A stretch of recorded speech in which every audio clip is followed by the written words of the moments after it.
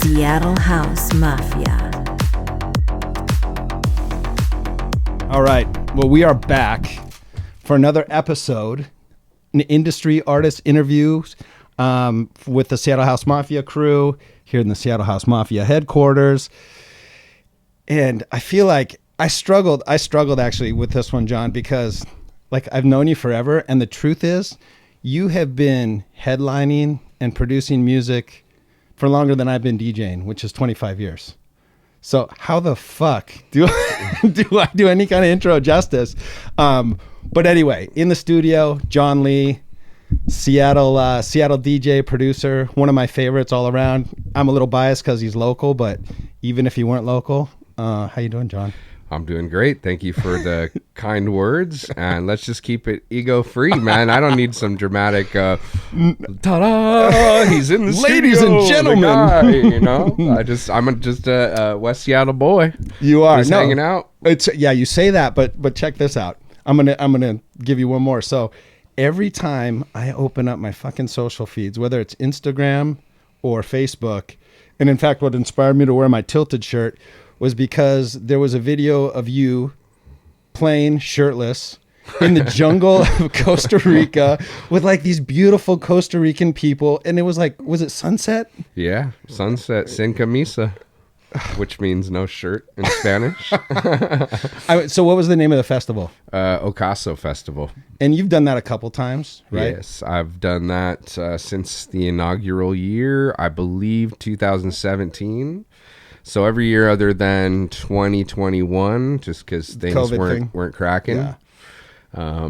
But yeah, every year that it's been operational, I've been there. I know, and every time I see that you're going there, I always text you and say, dude, I want to come as part of your entourage. So my goal is, once I'm a brown belt, so I can actually offer some real protection, I'll come as part of your entourage. Okay. Not that it's a rough crowd by any means. I mean, it looks like a super fun crowd. You could come for media reasons. I could. You know, I mean, Seattle House Mafia represent. You know, you could do some interviews, could gather some content for your channel and for your steez, and you know, it'd be super fun. Yeah, I mean, it just looks amazing, right? Yeah. Like, is that kind of one of your favorite? I mean, I know it's like choosing your favorite kid, right? But like, is that one of your favorite sort of festivals to play? It just looks so lively. Oh, my favorite festival for sure. I mean, one of my favorite things to play every year, hands down. My friends who are consequently also the promoters do such a great job with everything, and I mean, I haven't played a bad gig there yet. I haven't, as far as the events, I haven't seen a bad event. And yeah, super grateful for that. Super grateful. Ocaso's the best. It looks super fun. And I got to make it down there. Yeah. Had it not been for Ocaso, there's a likelihood I might not be playing in Central America or South America or playing around Costa Rica all the time. So, right. Cause Chile, Guatemala, you played. Mm-hmm. Of course, Costa Rica, right? Yeah, Ecuador, Panama. I mean, that's it so far, but that's a lot. Yeah. That's fantastic. A lot to be happy about. No doubt, man. So, I always like to kind of go back and get the origin story. Like I said, you've been doing this for a long time. Mm-hmm. And,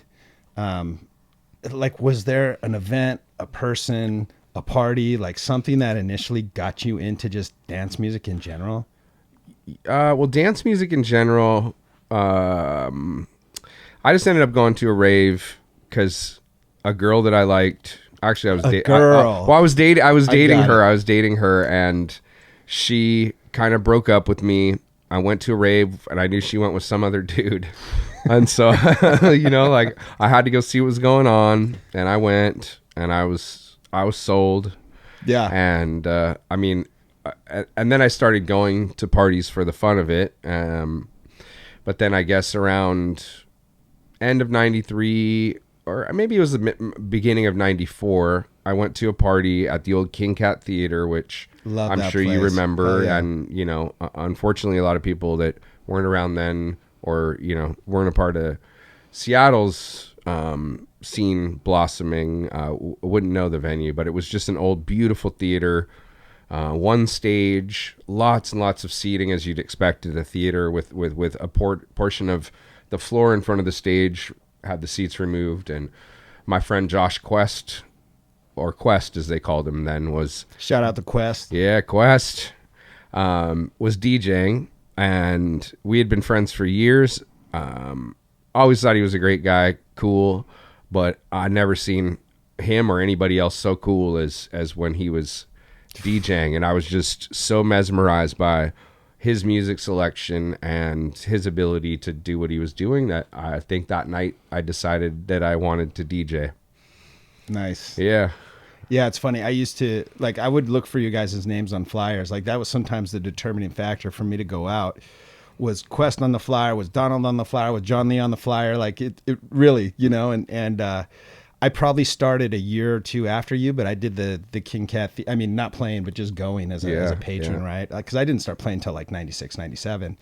I love that venue though. It was super fun. It was really amazing place. And they would do like down tempo and atmospheric in the lobby, which is where you would normally walk in and get your popcorn and your sodas and stuff. And the kids are all fizzed out on beanbags. And, And it was like a U-shaped, and you could go into the theater from hallways with, you know, like ramps and stairs on both sides. It was just your quintessential older theater, you know. Yeah, just repurposing it for such a dope scene. And now Amazon owns it. In fact, I think the Twitch group is in that building, believe it or not. Are we giving those plugs on here? let's keep it local. We might have to edit that out. Keep it real local. And street. It's just sad, right? Yeah. But I mean, whatever. Yeah. We all use those services. So you got into, that was the moment where you decided to DJ, but you've been producing for almost as long, no? Yeah, I mean, I think I probably wrote like my first song, and when I say I wrote, I suppose what I mean is that my friend Brent Lawrence, who I started Tilted Records with back in 1999, had a really cool studio space in Georgetown, and I would go down there and just hang out, and we'd talk biz, hang out, and one day we just started working on music, and I was more or less just the words behind what was going to be laid out in the sequencer, and Brent was the mastermind at that time on the desk, and this is like pre-computer, so he was just sequencing in you know, a classic sequencer, and his MPC 2000 I think was what he was using for sequencing. And yeah, I mean, he pretty much did most of the mechanical work, the engineering, if you will. And I, you know, twisted a couple faders and filters and, you know, played a couple keys on the keyboard. But that was back in 2000 is when I released like my first record. Right. But it took me probably another, I don't know, 10 years to actually, get myself set up to work on music by myself in my studio. And then I had a couple aces that helped me along the process of learning basic reality of production and working within a DAW, and that was Jon Lee, also Josh Quest, and then shout out to Gene. And my buddy Micaiah Fender. They were all super helpful in showing me the way and giving me the finer points. Jon Lee was actually the guy that said to me, well, let me preface this with saying that I had a lot of contacts and I had a lot of opportunities to do remixes or to release things on labels with people, but because I didn't know how to operate the software and really make a song, I kind of went to my buddies and did collaborative stuff with them and sort of use that as an opportunity to learn the process a little bit more. And Gene was the guy that said to me, I think probably because I was coming with many obligations that I had accepted for labels or for producers or whatever, and Gene's like, man, like, you know, pretty much, and I'm just assuming he thought this, but he probably thought something like, man, I can't fit you into my schedule all the time. You know, I love working with you on music, but you need to get out and you need to learn how to do this yourself. So, you know, spend some time working on your craft. And that was a serious, you know, kick in the butt moment. One where maybe I was insecure enough to evaluate whether I was cut out for things even. Right. But Gene very kindly gave me sort of the hardline reality check, and that's what got me into my own studio at home and working countless hours to express myself through creating music. So, but it's kind of like that. You need those friends, right? And it's like this 2 steps forward. But man, we got some momentum, and then he kind of stepped on it, and one step back. But look at he does his own thing, and now you do your own thing, and you guys still. Do you guys ever collaborate now? Have you collaborated with Gene in a while? We haven't worked on music for a while, but Gene's a guy that I can hang out and do anything with anytime, and maybe in the future we will, but I don't know. But yeah, we did release a few things together, a single and a remix, and those were great. Had a super fun time doing that, but we haven't worked on anything since. Yeah. So I don't even know if you can answer this, if this is too tough of a math question for you, but from a production standpoint, like, do you know how, and we'll count remixes too, like just generally, how many have you released since you started producing? There's probably, I probably did count like a couple years ago just for the sake of knowing myself, I suppose. But I'd say probably around 150 things released. I mean, dude, I have a section, literally like a tilted section back there. And that doesn't include some like Red-Handed and some other stuff that you've done too. So I definitely have a chunk of wax that I picked up before I even knew you. I just knew your name. Yeah. Pretty funny. Yeah. Interesting. And then there was a record store in there somewhere. Yeah, I had 2. The first record store I owned was in the University District. I remember that was Concepts. Okay. And I had that from 1996 through 1999. And then I sold it in 99. And then I went a few years without having a record store. And then I opened another one in 2003 with Rhino.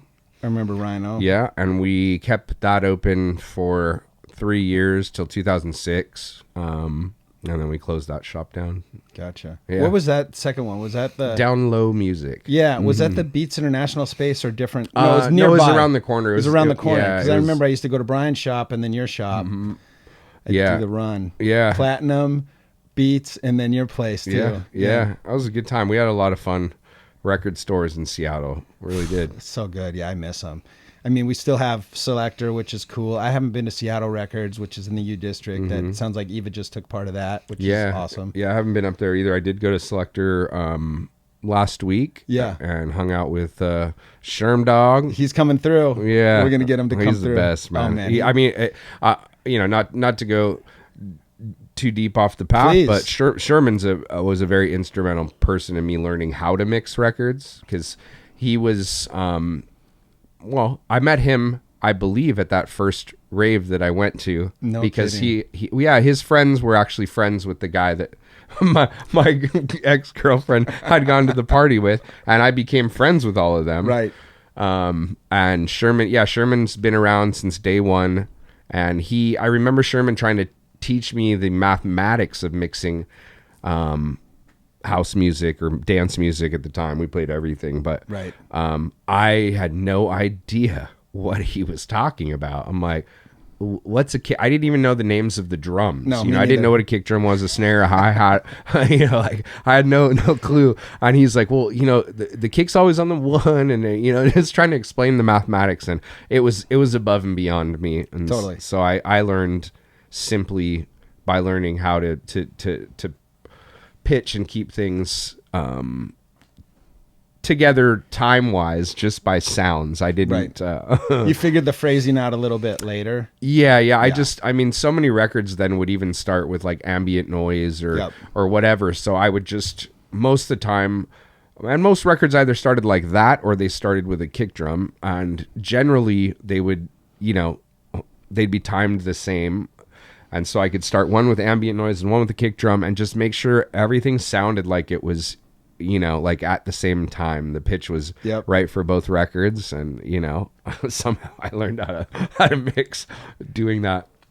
So I got to ask you a couple questions about this because I'm always curious. So were you always a music lover just from like day one? Was music a thing? Like I always ask guys if they love it, girls too, but I mean, I was always really into music. my dad was an artist, but with other mediums. And he didn't really play music in the house, but at a young age, he bought me like a, classic stereo setup with the turntable and the 8-track player and a couple speakers. And, nice.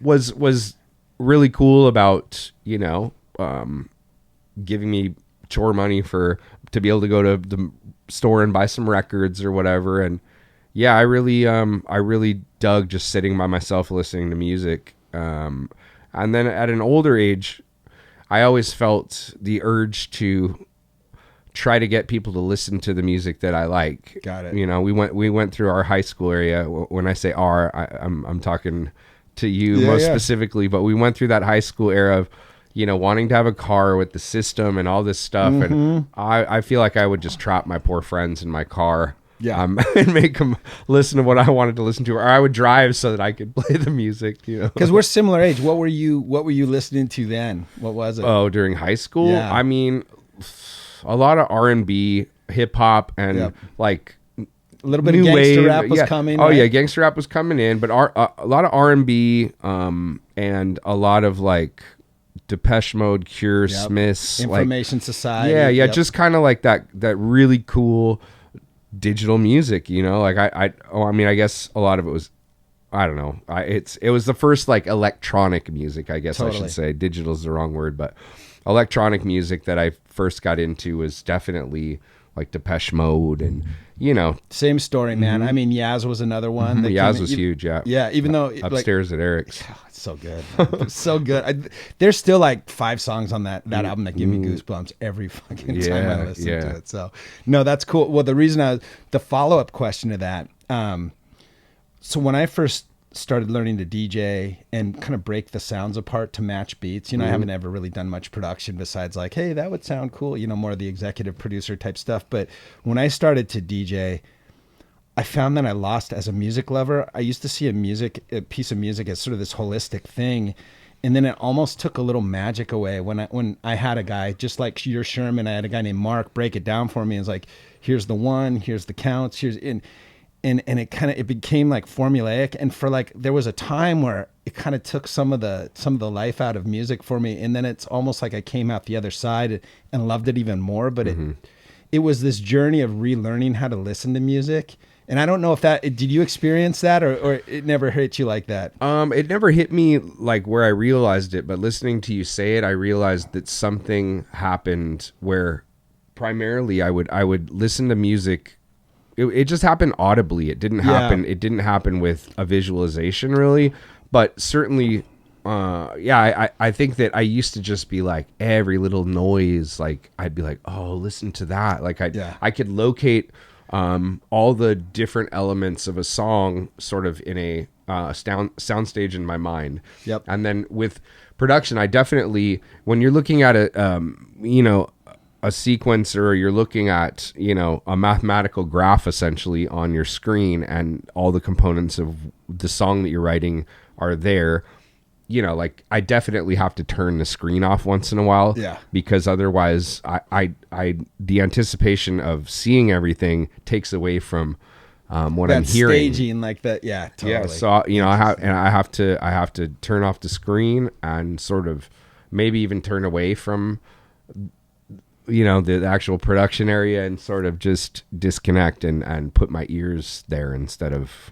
everything else, You just reminded me. So I worked at Groove Tech for a while, and I worked with Wesley Holmes. And I remember one day, like sort of half-assedly saying, Wes, I want to produce a track. It seems like everybody who's DJing is producing a track. Who'd you go to? He goes, I'd go to Jon Lee. And I go, really? What's that like? He goes, well, he's going to make you work. Like, be ready to sweat. And I was like, that sounds terrible. Like, I want to. So anyway, it never happened. But like, it kind of intimidated me because that was the thing. He looked at me like dead in the eyes and goes, "He's gonna make you work, bro." Thank you, Wes. That's it was super funny. We probably just try to keep you away from me. Probably.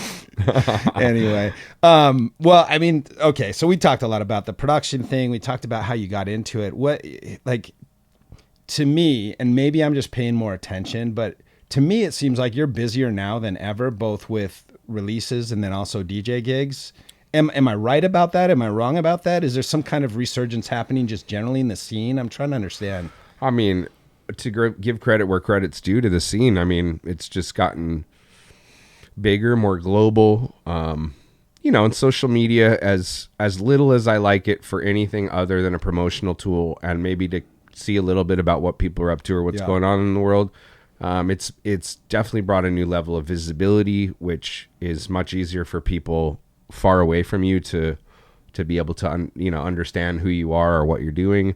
But yeah, certainly, I mean, definitely busier in the studio than ever, more releases coming out than ever, and that's just as a producer or DJ or as a human being, we all go through a lot of ups and downs, and there's just times when I'm more inspired and happier and more fulfilled in life, and usually that instills a work harder, a bit more passionate, just all those things that I kind of want out of myself come into play. And then I've just been busy because I've just really been having fun and enjoying it, and then I think that translates into my personal relationships with people, and of course Ocaso and a couple great friends that my really good friend Alejandro Martinez, goes by Andromo. He's introduced me to a lot of people in Central America, and I've gotten a lot of gigs through that introduction. So just in that way, I've just met a lot of people, done a lot of networking, and really grateful to have a fairly busy DJ schedule and to be traveling more for all that. But I think it's just a lot of loving what I do and having done it for a long time, and not like raining on the parade very often, like I stay pretty on pretty good terms with just about everybody that I meet and do work with. And so I think that's a very important thing, is just to be personable and to, work well with others as well. And I think that those are the things that, short story long, yes, I'm more busy, but it's not just because of myself. It's because there's lovely people I've met along the way that help with connections. But that doesn't happen unless you're putting yourself out there. And it's interesting because I think whether it's creative, I see it in the corporate world too, but especially in creative endeavors, there's a lot of, even with really talented artists, sometimes there's kind of this famine mentality and this unhealthy competitiveness that happens. And I don't get the sense that you, and there's a few others that I know locally here, you guys just don't even play in that ballpark, right? You guys have this sort of like abundant, it's not. Yeah. I mean, I look at it as that, like, I'm only competing with myself, and of course there's those around me that I'm really close with and I have deep connections with, and at any length I'll try to support them, and I know that they do the same for me. But there's also a collateral group of people around too, whom I try to be helpful in general to people, but there's a certain thing to be said about those you're really close with versus those that you just know. And I'm sure that I don't know where I'm going with this thought anymore, but I started it. Keep going. No, I guess I'm just saying that, I try not to get super close to too many people and too involved with like things or people. I just like to kind of do my own thing, and I'm just competing with myself, and I'm just trying to have a happier, well, not happier, but just a happy, abundant life. Sure. And I'm willing to work hard for that, and I'm super grateful for it. And that's, I think that's, I don't know. No, man, I think it comes, no, I get it. I think it comes through not only with your productions, because I do really like, there's a lot of shitty music out there. There's a few Seattle producers that are really dropping some heat right now. Mm-hmm. I'd say I'd say Tony H. I mean, Terry Jacinto, who I still consider local. I always bug him about that, even though he's in San Diego. Yeah. Like, just for me personally, right? There's others out there, but for me personally, the sound that you guys just hit me right with the stuff that you guys produce and remix, and it's the right.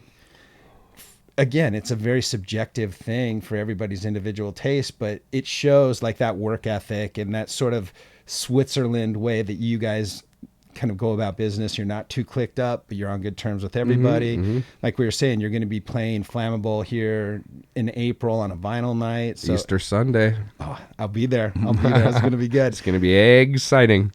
Yeah, no. So I guess with that, today, I mean, is there anything else going on in the present that you want to shout out to, or that's happening right now? Yeah, I mean, you mentioned Tony.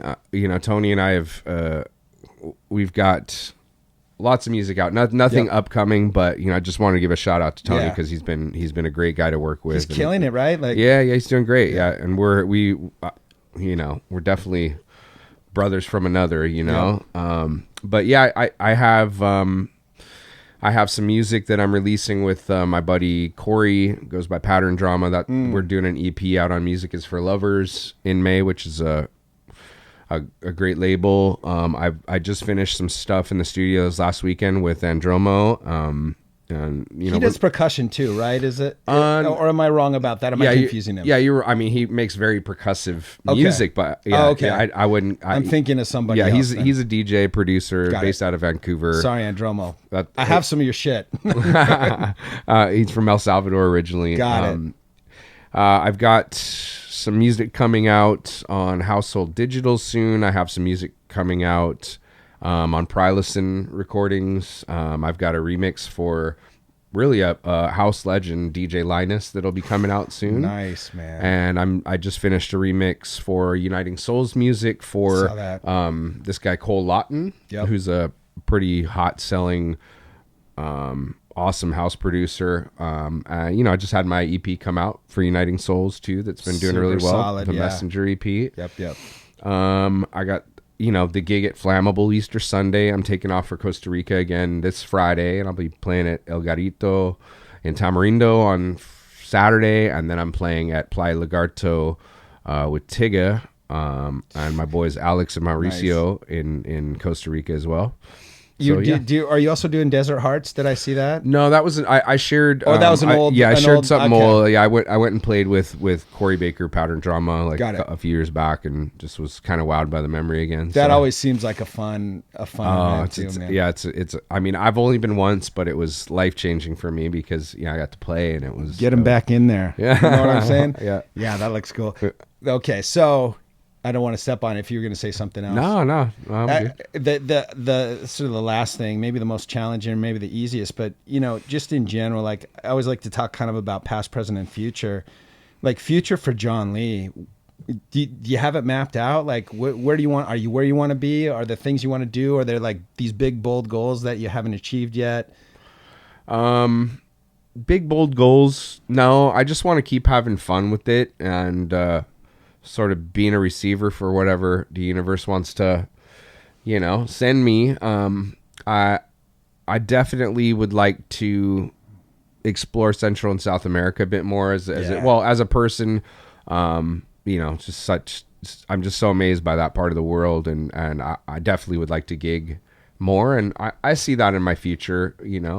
So yeah, I mean, hopefully I get to go some more places, do some more fun things. But, if things were wrapped today, I'm sure I'd grieve the loss of that part of my life. But I can say that I honestly feel very fulfilled and grateful for everything. But I did want to give one more shout out, and I can't believe I forgot him. No, don't forget. Simon Hauser is one of my best buddies in the world. And I want to shout him out too because I actually just bought a track and then I realized it was one of his tracks. Yeah. Simon's great. We have a side project that we call Lee Hauser. Seen it, and we have a remix coming up soon on a label called Elephant Chords out of Argentina. Nice. Yeah, and then one more shout out. I got a single coming out on Seattle's Feral One Records, which is a newer label that's coming up, putting some really good music out.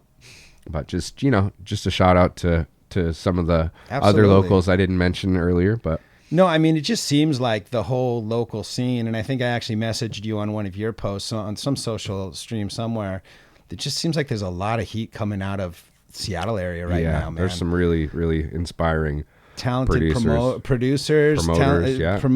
producers, DJs. Like it's just, it's a little bit lit up. That's why was asking you if the scene is like, if it's opening back up, if it's changing, is it just post-COVID, everybody's getting back in their groove? There just seems to be something clicking right now. Yeah, I mean, I definitely, things opening back up has probably been a big factor, but there's also just, I mean, Seattle's always been a super international city as far as the different ethnic groups of people that we've had here. But I think with the explosion of technology in the city, it's really just brought a bunch of more international people, and I've noticed a lot more like students as well from other places. When I'll go to the clubs and stuff, I'll meet people that are in college that are from Central South America.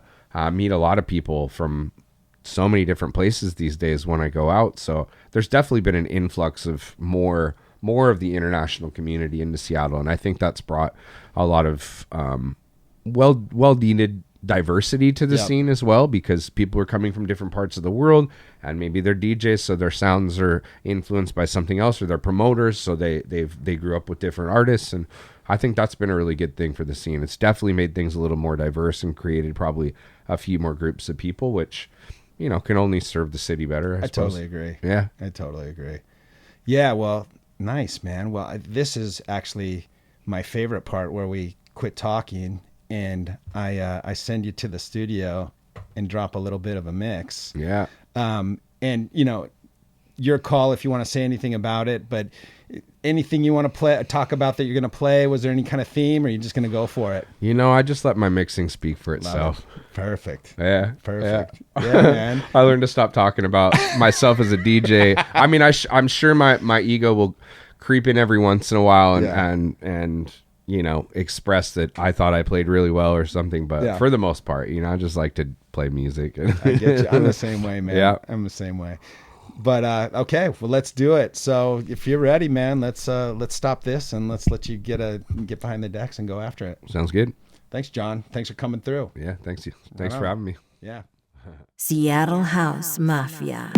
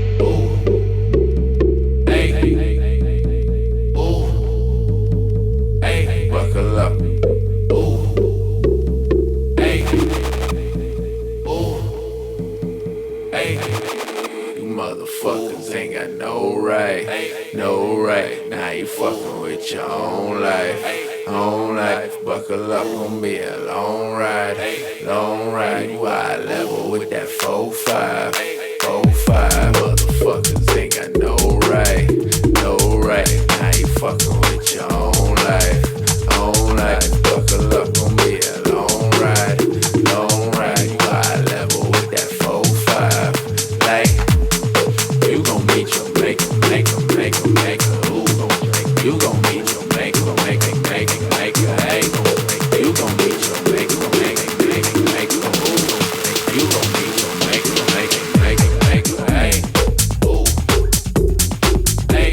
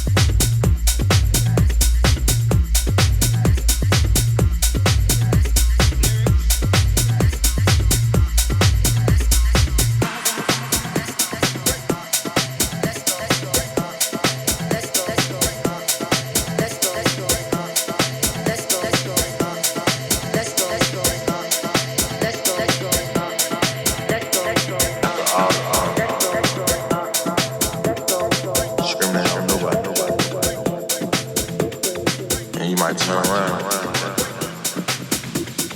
I was talking like that. I don't think they're ready for this.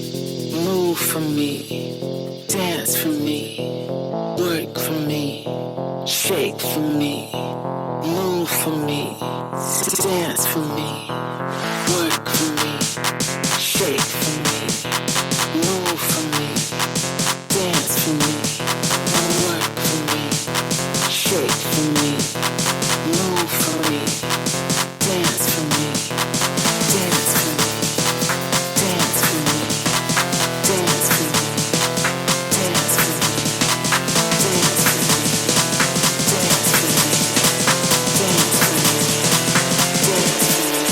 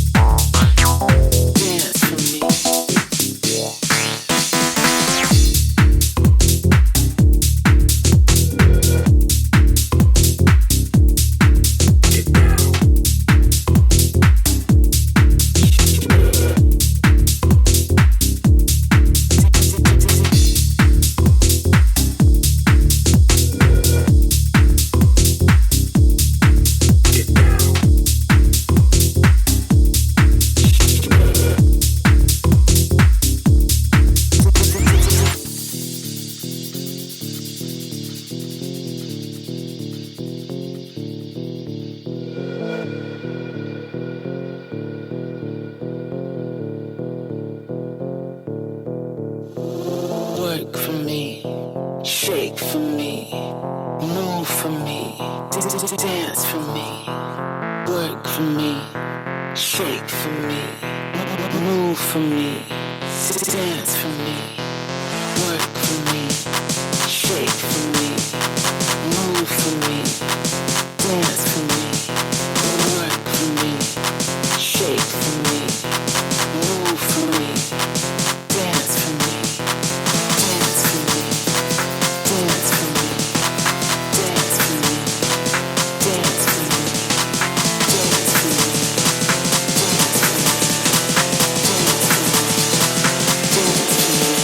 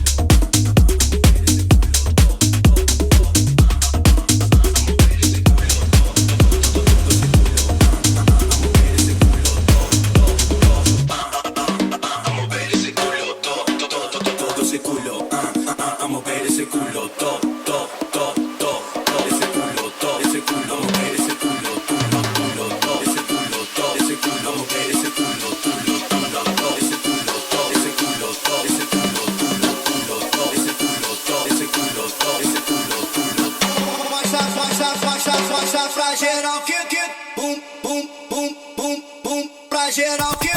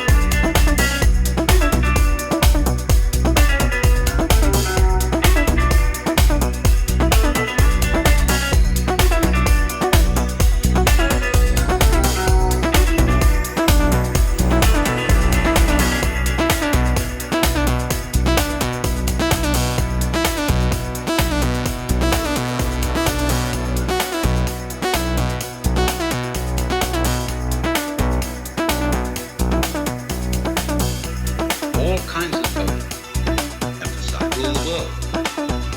Frighten you about death. Way. And see how you feel at the prospect of vanishing. Of all your efforts and all your achievements and all your attainments turning into dust.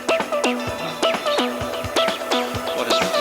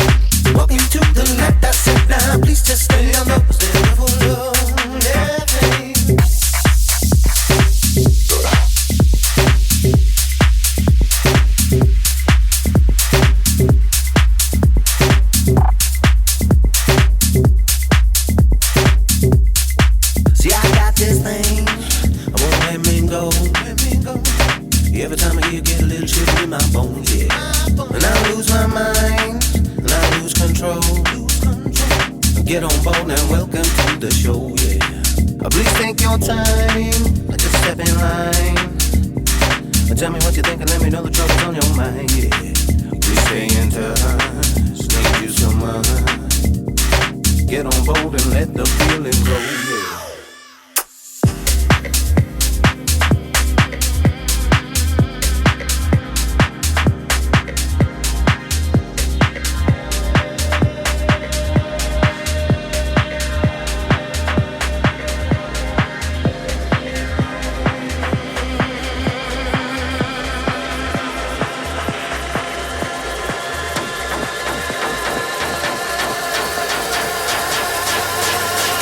Bye.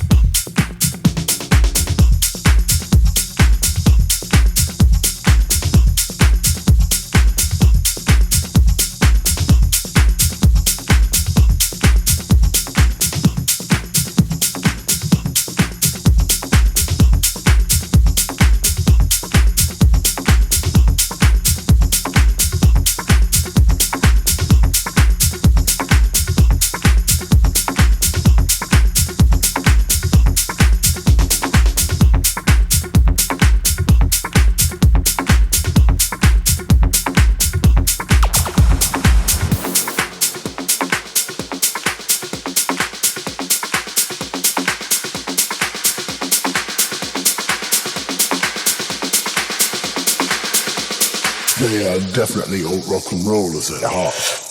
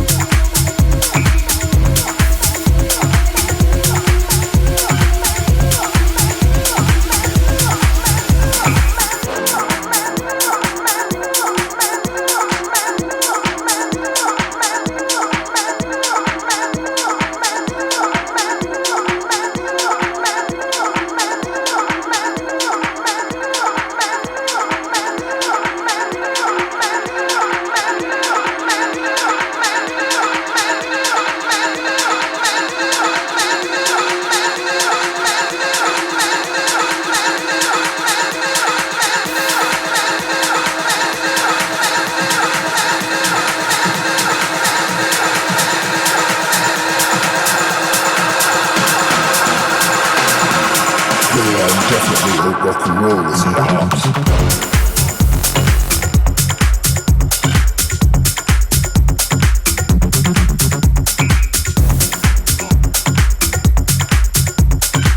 Seattle House Mafia.